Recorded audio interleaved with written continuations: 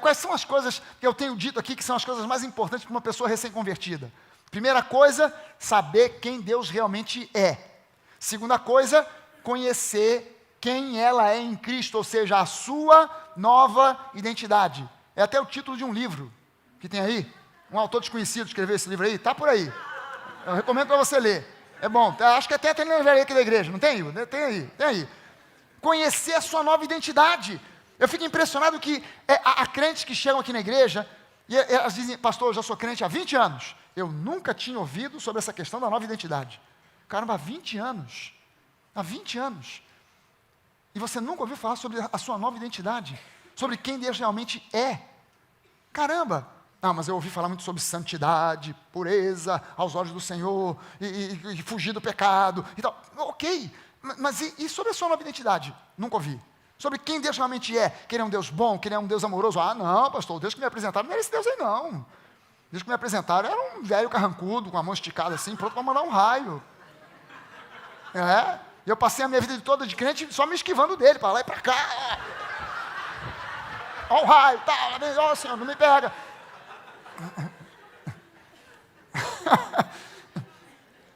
Agora que eu estou entendendo a coisa diferente. Como é que pode isso? São as duas coisas mais importantes, conhecer quem Deus é e quem ela é em Cristo, a sua nova identidade. Mas o que ela acaba por ouvir nas pregações e nos aconselhamentos, ela se converte, e uma hora se converte, ela começa a ouvir que agora que ela nasceu de novo, agora que ela é um cristão genuíno, agora que ela é uma pessoa crente, ela deve focar em fazer o bem, boas obras, obra social, combater a carne, fugir do diabo, das tentações, combater o pecado, etc. Ela começa a receber isso. Gente, é como se você pegasse um soldado que chegou no quartel hoje, ele não sabe nem ainda como é que bate continência, e você bota ele uniformizado, raspa a cabeça dele, bota um fuzil na mão dele e bota ele no fronte de batalha. Ele não aprendeu nem a atirar. Ele vai ficar com aquele fuzil, igual um tonto na mão, dando tiro a esmo, porque ele não sabe manipular aquilo, ele não sabe manusear aquilo.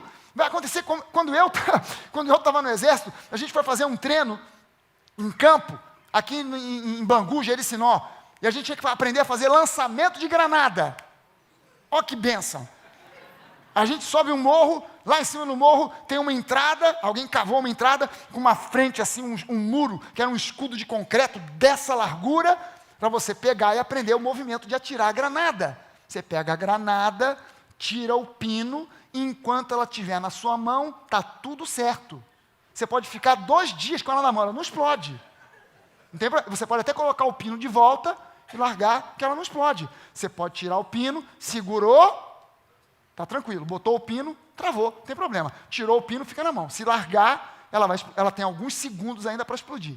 Então o camarada dá a instrução. Você pega a granada, tira o pino, faz um movimento aqui e pum, arremessa por cima do muro. Aí um colega nosso, um abençoado, pediatra, acostumado só a lidar com criança, já pegou a granada meio tremendo. Tirou, e o cara do lado dele, vai com calma, tira o pino. E o cara, pode tirar, tira o pino. Tirou o pino. Agora, você vai fazer, o instrutor do lado dele, você vai fazer um movimento, traz aqui atrás e arremessa por sobre a mureta. Aí ele pegou a granada, tirou o pino e fez assim, quando fez assim, já largou a granada. Caiu no pé dele. Aí estava eu e mais uma meia dúzia, todo mundo saiu correndo, pulando para tudo quanto é lado, ainda deu tempo do instrutor pegar a granada e arremessar, ela explodiu ainda na altura da mureta. Sobrou um montão de estresse para tudo quanto é lado. É óbvio que o camarada levou uma coça. Seu miserável, quer matar todo mundo aqui, Felipe? Mas é claro, bota uma granada na mão do camarada que nunca viu uma granada, se ele não tiver instrução, treinamento, ele vai explodir, vai morrer. Botou um fuzil num soldado, bota ele na frente de batalha, ele não sabe ainda nem mexer no fuzil, ele primeiro tem que ser instruído, ele tem que aprender, para depois ele ir para a frente de batalha. Primeiro você precisa aprender quem Deus é, quem você é em Cristo, depois você vai, sem sentir, sem fazer força, resistir ao diabo, resistir às tentações. Não é algo que você faz na carne, é algo que você faz sem sentir, porque você sabe que em Cristo você é uma nova criatura. É um outro papo, é uma outra parada. Raramente hoje nas igrejas se ensina que as bênçãos de Abraão se concretizam em nossas vidas através do uso da fé e não do cumprimento da lei. Raramente. Aqui no Rio de Janeiro, a nível de Brasil, já é uma miséria. No Rio de Janeiro, eu sou capaz de contar nos dedos de uma mão as igrejas que pregam essa palavra da fé e da graça. E se bobear, é na mão do Lula. Não precisa nem de uma mão completa, não. Que eu conheça, é aqui, é na Academia da Fé, do Pastor Aurélio, na Tijuca. E onde mais? Sei lá, tem talvez um recanto aí qualquer, desconhecido, um recanto secreto, desconhecido. Por quê? Porque a tendência das pessoas é se acomodarem com a religiosidade. Inclusive os pastores, se acomodarem com a religiosidade. Agora veja só o seguinte, se você fosse o diabo, pastor, o que é isso? Está amarrado em nome de Jesus. Calma, é só um exercício de imaginação. Se você fosse o diabo, e você soubesse que uma vez que alguém, um cristão, entendendo essa mensagem, de que nós somos herdeiros de Abraão, e por causa dele, nós somos herdeiros do cosmos. Se você soubesse que se esse cristão tomasse entendimento, conhecimento dessa mensagem, e com isso ele passasse a ser agora um influenciador da esposa, do marido, dos filhos, dos amigos, de outras pessoas, e você tivesse um meio de impedir que isso acontecesse, o que você faria? Se você soubesse que essa pessoa, ao pegar o entendimento dessa mensagem, o tempo de influência e ação do diabo na vida dessa pessoa estaria terminado. Se você fosse o diabo planejando lá no inferno, o que você faria? Eu vou dizer para você o que eu faria se eu fosse o diabo. Se eu fosse Satanás, eu ia promover, sabendo que tudo isso é adquirido pela fé e não por obras da lei, eu faria o máximo para promover a lei. Eu tentaria de algum modo soprar no ouvido das pessoas nas igrejas a respeito da lei. Eu levantaria ao redor do mundo homens e mulheres que promovessem, pregassem e ensinassem a lei. E mais, eu combateria fortemente, veementemente, todos aqueles que abrissem a boca para pregar essa mensagem. É a estratégia mais fácil. E na verdade é exatamente isso o que o diabo faz. É exatamente essa estratégia que ele usa. E é assim que a igreja tem sido roubada. É exatamente por causa dessa estratégia que a igreja tem sido roubada. Não é por outra razão que muitas pessoas às vezes chegam aqui e dizem, pastor, eu estou há tantos anos na igreja, estou frequentando a nova há 2, 3 meses, eu estou me sentindo como se eu tivesse sido enganado a minha vida inteira. É uma lástima ouvir isso. Às vezes eu não quero nem ouvir de onde veio, que igreja, que pastor, não quero saber. Não precisa me contar, não precisa me dizer. Eu já sei qual é a lástima que vai acontecendo por aí. Eu já sei qual é o problema que vai acontecendo por aí. As pessoas, eu me senti enganado durante esse tempo inteiro. Eu fui enganado, fui prejudicado, fui roubado esse tempo inteiro. Jesus disse, vocês vão conhecer a verdade e a verdade vos libertará.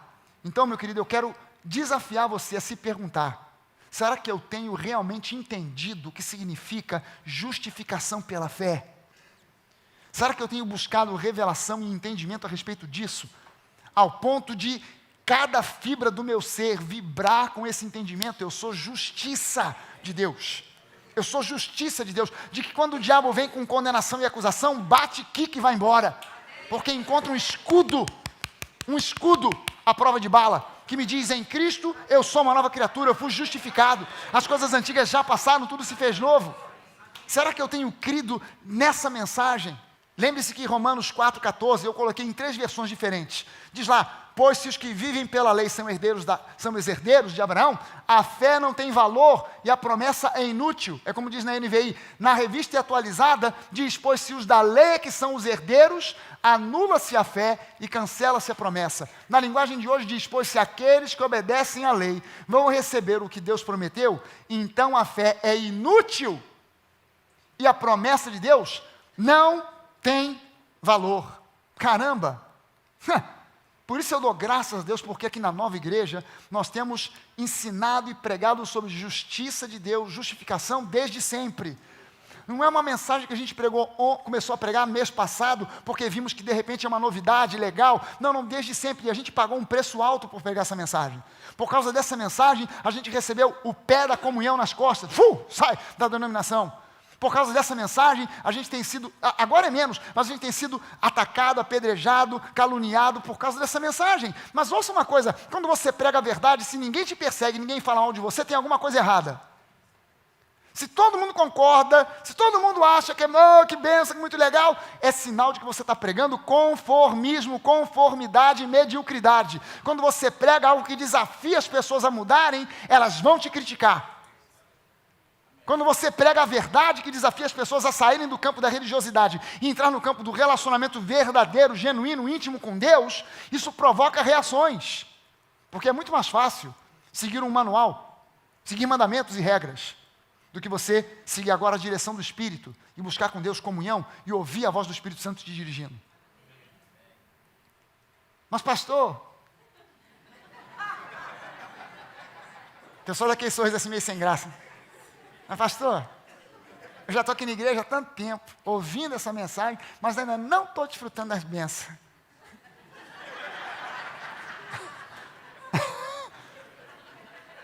Veja bem o seguinte, a justificação é pela fé. E é impossível a fé se manifestar sem que você declare essa fé. Isso que a gente chama de confissão de fé. Confissão de fé. Independentemente do que digam as circunstâncias ou os sentimentos.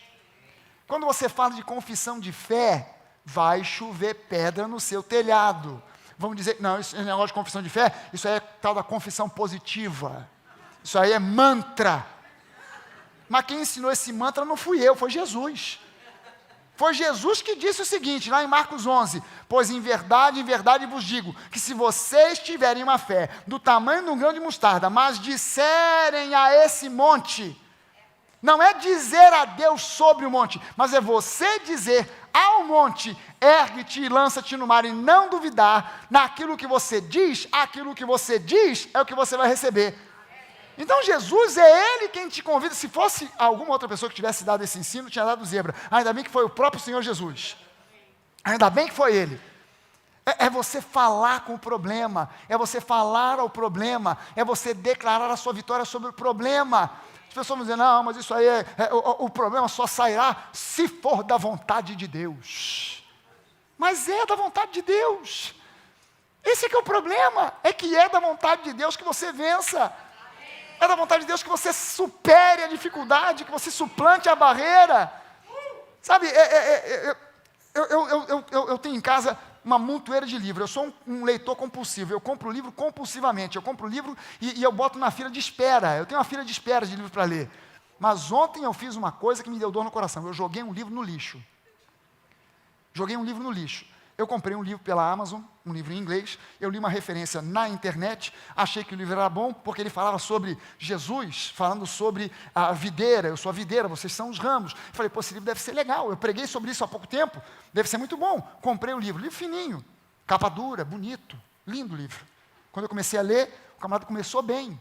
Você lembra que quando eu falei aqui sobre a videira, que quando a Bíblia diz, Jesus diz que o ramo que não dá fruto, o Pai vem e corta? Mas eu disse para você que o verbo cortar no grego é airo, e airo não significa cortar, a significação primeira de airo é levantar.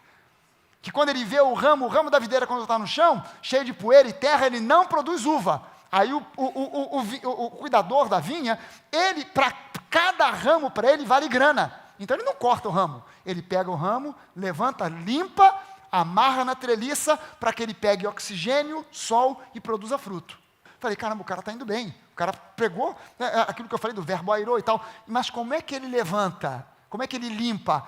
Ele antes de amarrar na treliça, ele limpa. Como é que ele limpa? Mandando enfermidade, doença, problema, falência, desgraça. Aí eu falei, caramba, deu ruim. O cara começou a dar ruim. Aí eu comecei a desanimar, mas eu falei, não, mas eu vou ler. Continuei, fui até a metade. Até a metade o camarada só falou de desgraça, miséria, problema. E sabe aquele cara que bate, morde e assopra? Mas Deus é bom, Ele cuida, Ele está cuidando, mas a enfermidade, a disciplina. E Ele começou a falar sobre Deus disciplinar e Deus podar os ramos. Qual é a diferença? Porque Deus disciplina e Deus também poda os ramos. Quando é que Ele disciplina? Ele disciplina quando tem pecado. Quando tem pecado, o trabalho de Jesus não valeu nada. Ele precisa te disciplinar. Jesus pagou o preço, mas você também tem que pagar. Então, vem disciplina. E quando é que Ele poda? Quando Ele poda, aí é problema do ego. E qual é a diferença entre disciplina e podagem? Tanto um quanto o outro é enfermidade, doença, problema, falência. Então eu não sei se eu estou sendo disciplinado, se eu estou sendo podado, eu estou sofrendo feito um cachorro sarnento. E não sei se Deus está podando, se Ele está disciplinando. Eu sei que o mal está vindo. Eu sei que o problema está chegando. E o diabo, que culpa leva nessa história? Nenhuma. Tadinho, está num cantinho assim, ó. Fiz nada.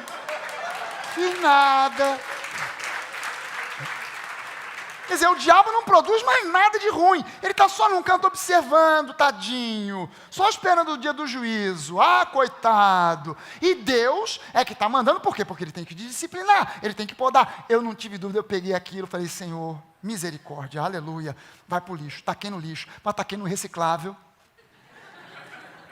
Com a consciência tranquila que ninguém vai ler, porque está em inglês. O pessoal que mexe em lixo reciclável provavelmente não sabe ler inglês. Então, aquela mensagem miserenta não vai se propagar. Vai morrer, ele vai para o fogo. Ou então vai virar papel higiênico, qualquer coisa desse tipo. Gente, a mentalidade do povo de Deus é essa mentalidade de escassez, de pobreza, de sofrimento, e não consegue enxergar a vida nessa perspectiva que o povo judeu aprendeu a enxergar. Somos herdeiros de Abraão. Nós temos direito. Sabe, na guerra, Segunda Guerra, 6 milhões de judeus foram mortos na Alemanha nazista. Eu tenho uma leve impressão de que no meio daqueles 6 milhões, provavelmente uma daquelas crianças poderia vir se tornar um médico e que teria a cura da AIDS. Você acha que o diabo ia deixar? Ora, se 25% dos prêmios Nobel, inclusive de medicina, estão entre o povo judeu, é muito provável que ali estivesse alguém que viesse descobrir a cura da AIDS e a cura de muitas enfermidades que hoje estão assaltando o mundo aí e ninguém sabe como resolver. Mas nós cultivamos uma mentalidade de impotência, de pobreza, de miséria. Eu fui pastor, eu fui líder de juventude de uma igreja no subúrbio. Quando eu me tornei líder da juventude, eu fiz uma enquete pessoal particular. Comecei a perguntar, vem cá, o que você vai fazer em termos de estudo? Ah, eu vou terminar, vou arrumar um emprego, vou trabalhar, vou isso, vou aquilo, não sei. Eu comecei a encorajar aqueles jovens, cara, vocês têm que estudar para fazer um vestibular, para fazer uma faculdade. Vocês têm que ir para frente. Sabe, Deus tem plano de coisas boas para você. Aquela geração foi a primeira geração naquela igreja de universitários. Ali se formaram fisioterapeutas, médicos, engenheiros, arquitetos. Ali começaram a surgir empresários. Nem todo mundo abraçou o entendimento e a visão, mas muitos que abraçaram, progrediram, e hoje os seus filhos estão indo ainda mais longe do que eles próprios. Mas se a gente não começa a entender, peraí, Deus tem uma visão de progresso para mim, a gente empaca e fica conformado na mediocridade. Não, é por aqui mesmo que a gente tem que ficar. Ainda que você tenha todo o conhecimento na sua cabeça, você não pode obter os resultados da fé sem confessar essa fé. É justamente aqui onde muitos perdem a batalha. Ah, mas eu tenho vergonha de confessar prosperidade, porque eu olho para o meu extrato bancário e está dizendo menos R$400.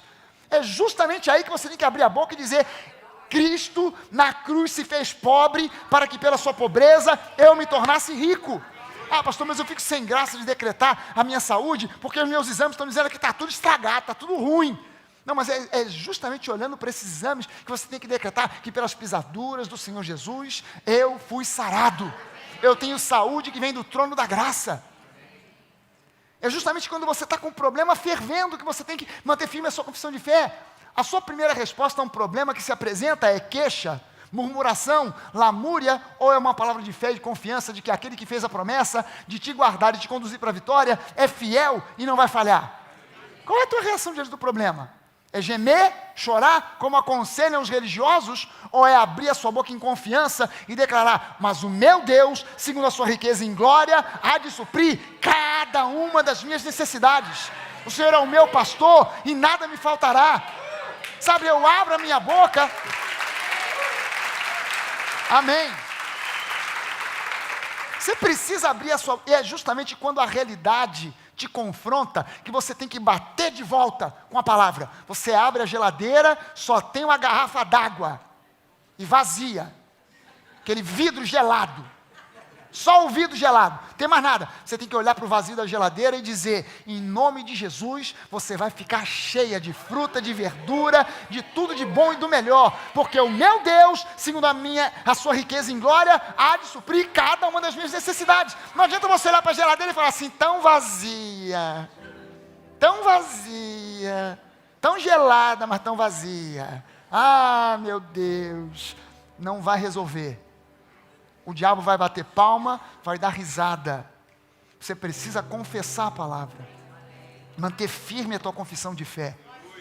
Manter firme. Sabe, o diabo vai lançar dúvidas na tua cabeça. Será que Deus vai cumprir mesmo?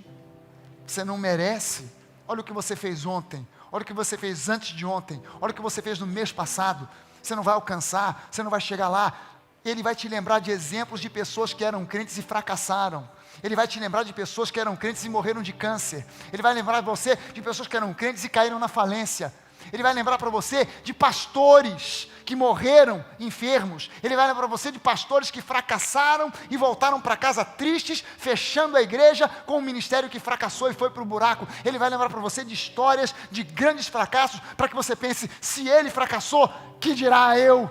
Se isso aconteceu com fulano, quem dirá comigo? Você começa a meditar nessas coisas, ao invés de meditar na palavra, ao invés de meditar nas promessas, e confessar aquilo que Deus já fez por você. Não abra mão de confessar a palavra, porque Deus, Ele é fiel, e esse é um ato de ousadia, esse é um ato de coragem. Não existe fé sem ousadia, sem coragem.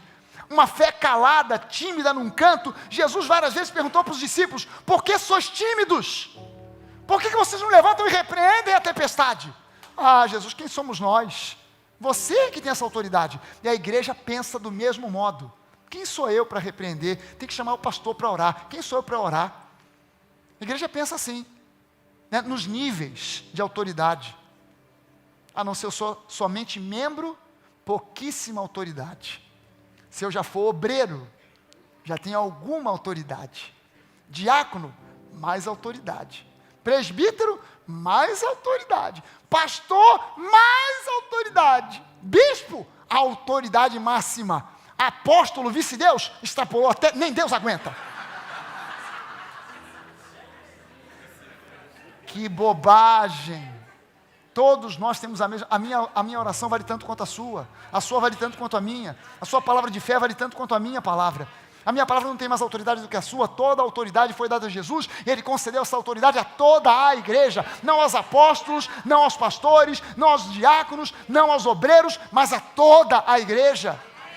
E a gente exercita essa autoridade pela fé. Não pelas obras, não porque eu oro muito, não porque eu sou uma pessoa de oração e jejum, aleluia, então eu tenho autoridade para expulsar demônio. Eu já vi um camarada, essa eu tenho que contar para você. Eu me lembro que uma vez, a gente ia lá na juventude, a gente frequentava uma igreja que não acreditava em negócio de demônio. Quando manifestava demônio, diziam que aquilo era uma crise nervosa. Aí um cara teve uma crise nervosa lá. Esse camarada, ele era grandão e era forte pra caramba, e ele de vez em quando sumia de casa. Quando ele sumia de casa, ele ficava 2, 3 dias zanzando por Copacabana, para lá e para cá, pela Zona Sul. E daqui a pouco achavam, o camarada dele vinha todo sujo, imundo, fedendo. Levavam ele, tomava banho, cuidava. O demônio ia embora, ele ficava normal. Daqui a pouco o demônio pegava ele, a mesma coisa. Aí de vez em quando ele ia para a igreja. Quando ele ficava endemoniado dentro da igreja, o pastor dizia, vou pedir aqui que o diácono leve o nosso querido jovem para tomar um café, porque ele está meio agitado. Quer dizer, iam dar café para o demônio, dar café para o capeta. Aí levaram. Nesse dia o camarada estava lá dentro xingando, berrando e tal. Pegaram o cara, levaram lá para trás, para o salão lá de trás da igreja. Quando a gente vai, os jovens lá, mandaram um diácono, e o diácono foi repreender o demônio. O diácono não acreditava em demônio. Aí o diácono chegou e começou a falar, ô fulano, para com isso e tal. O fulano agarrou o diácono pela gravata. E quando a gente entrou no salão, o demônio estava soltando pipa com o diácono. E o diácono se pediu socorro. Ajuda! Aí os jovens que acreditavam no batismo com o Espírito Santo, no poder de Deus, e na presença de demônios, foram lá e repreenderam em nome de Jesus. Aí o demônio saiu. Rapidinho o cara creu. Era demônio mesmo. Quase morreu enforcado. Porque a Bíblia fala você sabe que a Bíblia fala sobre isso? Que no final dos tempos, os homens, eles seriam desafeiçoados, maus, desapegados uns aos outros, não teriam afeição natural, que eles seriam maus, que eles seriam tudo de ruim. E no final ele diz, até acreditando em Deus, mas negando-lhe, entretanto, o poder, tendo a aparência de Deus, mas negando, entretanto, o poder. Religiosidade. A gente acredita na Bíblia, faz cultos, vamos cantar um hino ao Senhor. Aleluia, aleluia. Pode sentar, porque Deus disse na sua palavra. E tal. Ele fala um montão de palavras difíceis, ninguém entende nada, sai todo mundo do culto insatisfeito, endemoniado, doente, pobre, miserável, e continua, vamos nessa, estamos esperando Jesus voltar. A vida é assim mesmo, irmão. Vai tomar banho. A vida é assim mesmo, é uma ova. Se eu já passei pelo perrengue todo que passei no mundo, agora com Jesus não tem diferença? Peraí, pô. Peraí, se com Jesus não tem diferença, eu vou voltar para o mundo, porque no mundo eu me divertia pra caramba. Pô, se não tem diferença, então por que eu vou parar de fumar maconha? Por que eu vou parar de encher a cara sexta-feira à noite? Por que eu vou parar de pegar as mulheres todas aí fora? Se não faz diferença, então, pô, vamos meter o pé na jaca. Ué? Agora, se há uma diferença, se Jesus é real, se aquilo que ele promete se concretiza de fato na vida daquele que crê, então vale a pena servir esse Deus. Então vale a pena seguir essa palavra. Vale a pena conhecer esse Deus, amar esse Deus, ser amado por Ele e ser um seguidor de Jesus Cristo. Amém? Vamos ficar de pé.